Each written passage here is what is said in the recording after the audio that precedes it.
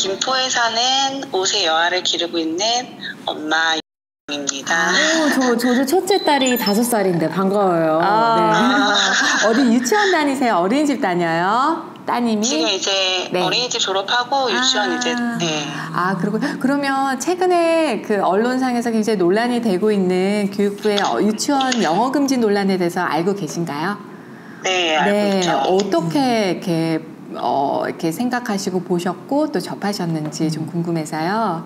엄마들에 따라서는 공교육이 네. 영어 교육의 뭐 유일한 대안이고 통로인 가정들이 분명히 많잖아요. 네. 그래서 그런 분들한테는 이번에 맞아요. 교육부의 뭐 이런 발표가 네. 되게 불안함을 안겨줄 수 있다고 생각을 하는데 네. 대부분의 엄마들은 그래도 아이가 어떤 방법으로 영어를 재밌게 더 잘할 수 있을까? 할 수 있을까?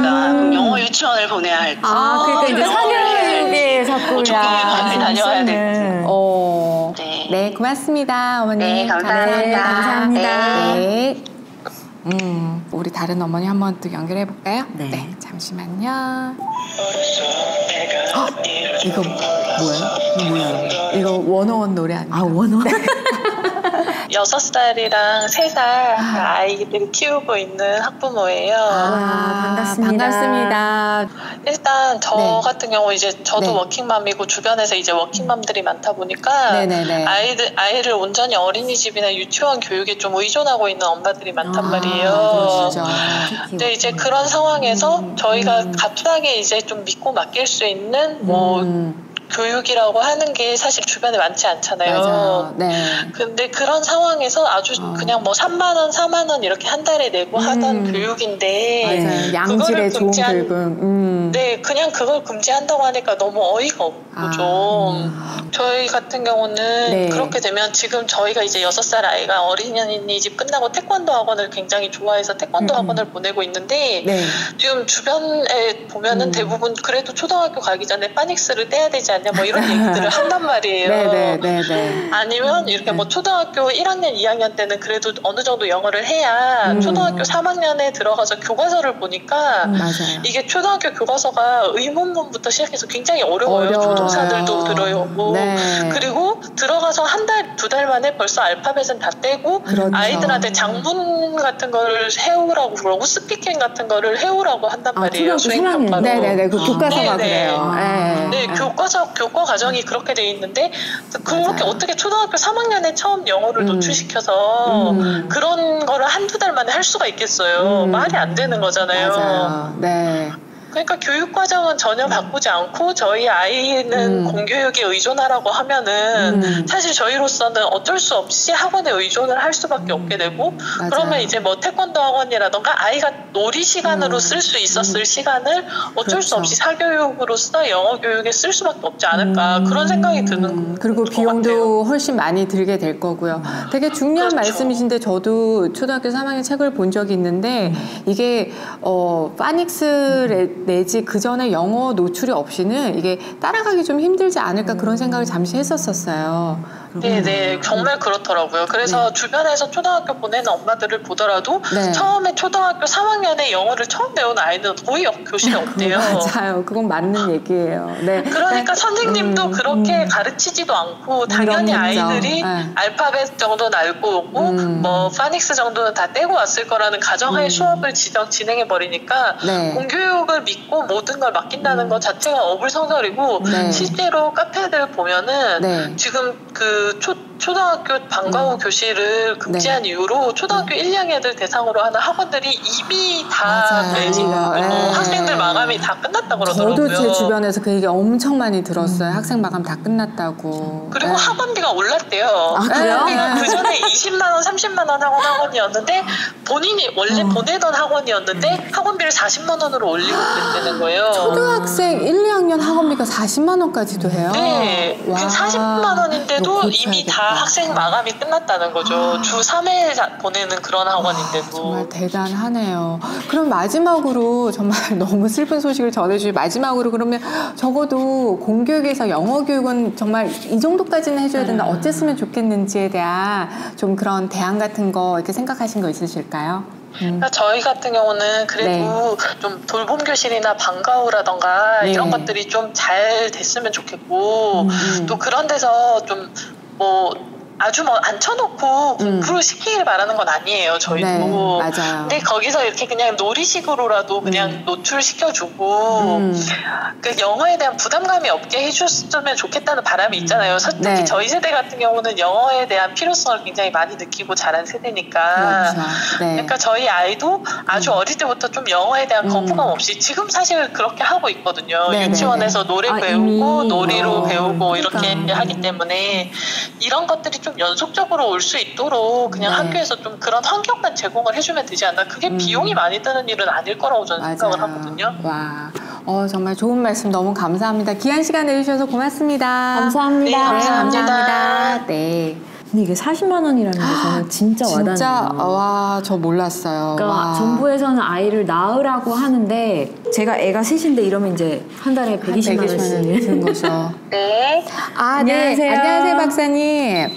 네, 안녕하세요. 네, 저희 맘스 라디오에 응답하라 대한민국 워킹맘 진행하고 있는 이지연, 윤보영입니다. 네, 반갑습니다. 네, 이렇게 안녕하세요. 바쁘신 업무 시간 중에 이렇게 시간 내주셔서 너무나 감사드리고요.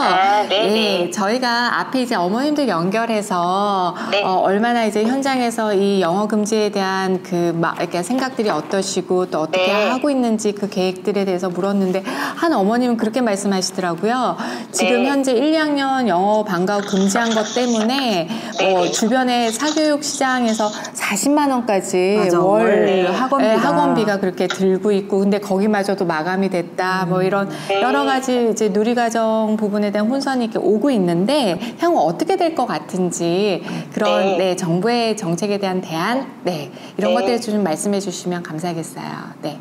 지금 사실 학교에서 영어를 안 한다고 해서 그 이외에 그런 영어에 대한 관심이나 중요도에 대한 인식이 감소가 되느냐를 같이 살펴봐야 될 것 같아요. 그래서 조기 영어 학습 관련해서 여러 가지 의견이 분분하지만 효과가 있다는 것도 있고 없다는 것도 있고 분분하지만 안 그래도 그거 여쭤보고 싶었었어요. 그러니까 연구 결과는 상반된 연구 결과들이 다양하게 있어요. 그러니까 조기 영어의 효과성이 있다라는 연구 결과도 있고 반면에 그런 식으로 어릴 때 영어 공부를 해봤자 차후에 나이가 들어서 연령이 좀 증가해서 학습을 받는 것이 더 효과가 있다라는 연구 결과가 상반된 결과가 있는데요. 궁금한 게 연구 결과가 상반되어 있는 상황에서 그러니까 국가 정책으로 그러니까 그런 거죠. 국가에서 믿을 수 있게 이건 연구를 해보니 진짜 100% 아니야. 그러니까 앞으로 이게 금지하는 게 우리를 믿어줘. 이런 자료와 결과를 가지고 저희들을 설득했다면 순서적으로 설득했다면 어머니들이 이렇게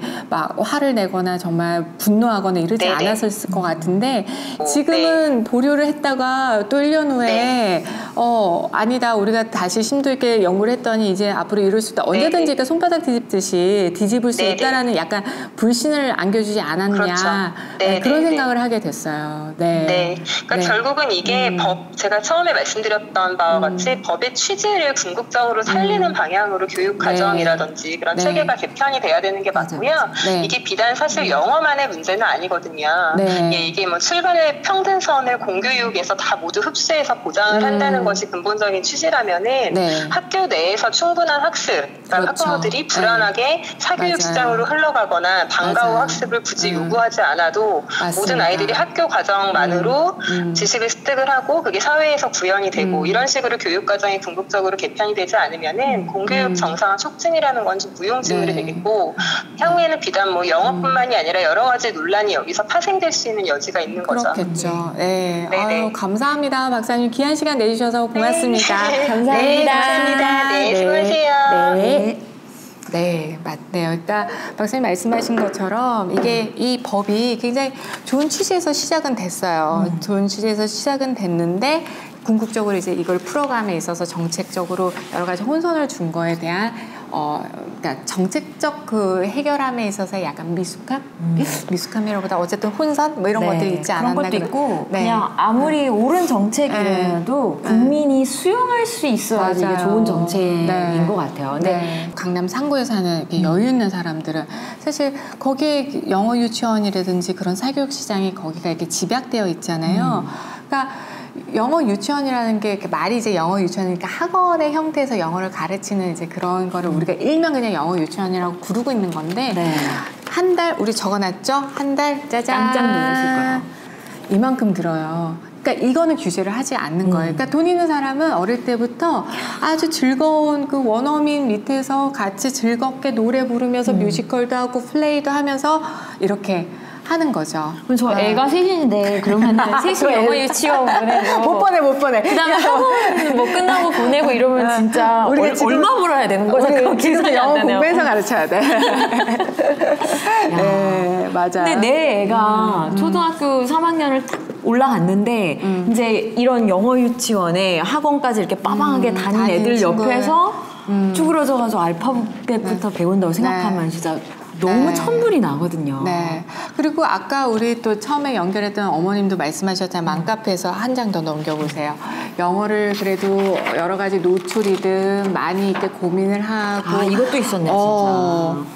그러고 나서 이런 것까지 생각을 하신다고. 이게 사실 현장의 얘기예요. 현실에서 한 달 최소 얼마예요? 한 달 최소 내가 적지를 못해서 너무 이렇게 소리가 나가지고. 진짜 억소리가 나요? 억소리까지는 안 났는데 이제 한 뭐 1,000만 원 이렇게 최소 1,000만 원에서 시작을 한다고 들었어요. 그러니까 영어 저 얼마나 벌어야 근데 이게 고작 한 달 정도 갔다 오고 또 어떤 분들은 보니까 뭐 방학 때마다 이제 여유가 있으면 보내면서 우리 아이들에게 그러니까 영어 교육 격차가 어떤 소득 격차에 따른 영어 교육 격차, 빈부 격차 이런 식으로 계속 사회적으로 여러 가지 해결은 안 된 상황에서 이런 내용들이 이렇게 불거져 나오고 이러다 보니까 어머님들이 정말 다시 또 교육부를 못 믿게 되고 정부의 정책에 대해서 신뢰를 하지 못하게 되고 그런 현상들이 나타나고 있지 않나 생각이 들어요. 과연 그러면은 외국어를 몇 살 때부터 배워야 되는 게 좋은가를 이제 생각을 하게 되잖아요. 네, 아까 우리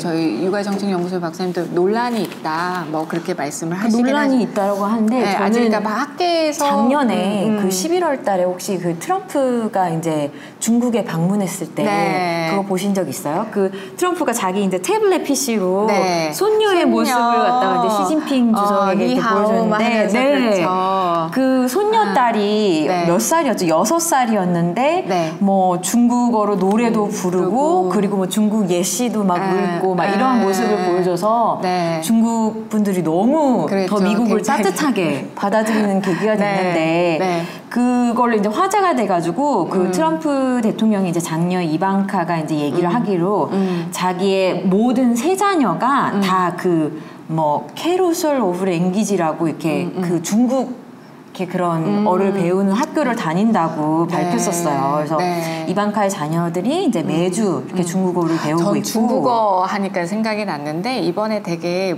그러니까 애매하고 모호하고 굉장히 모순적인 게 뭐냐면은 제2 외국어는 또 금지를 안 해요. 그러니까 영어는 금지를 하겠다고 했는데 그러면 중국어, 프랑스어, 독어, 이탈리아는 하면 돼요.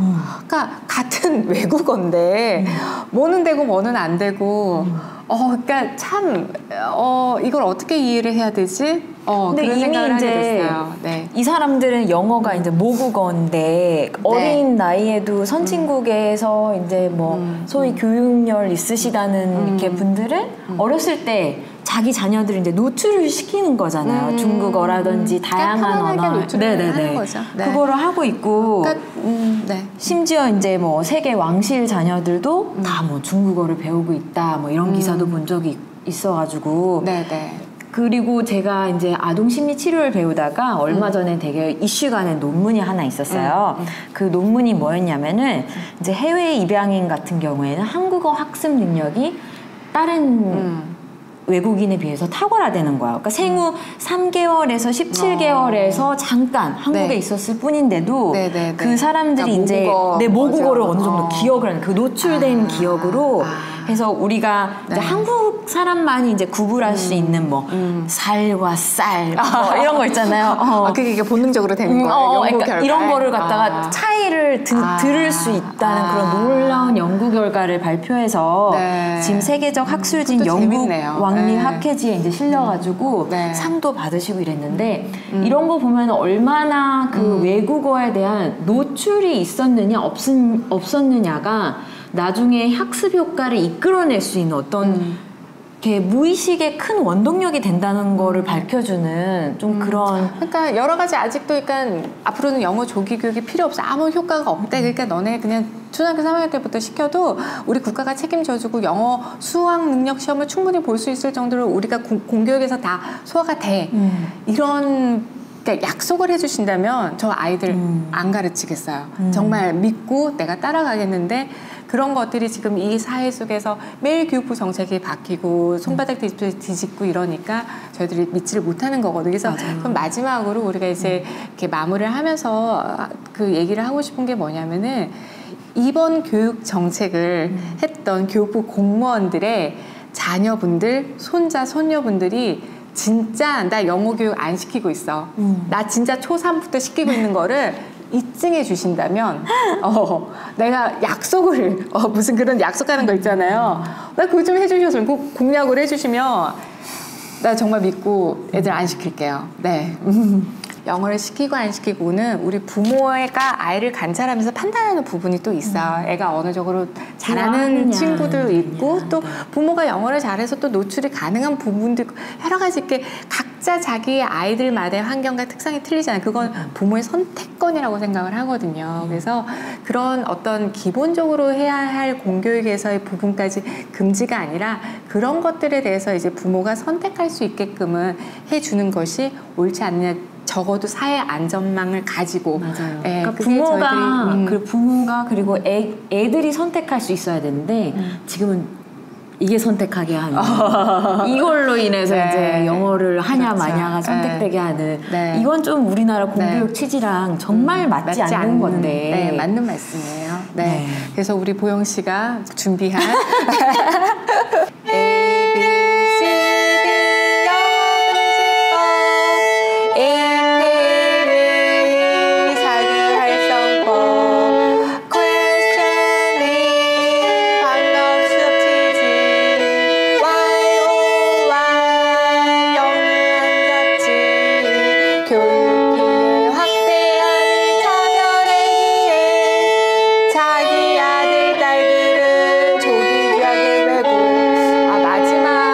가사가 자기 아들 딸들은 조기 유학에 외고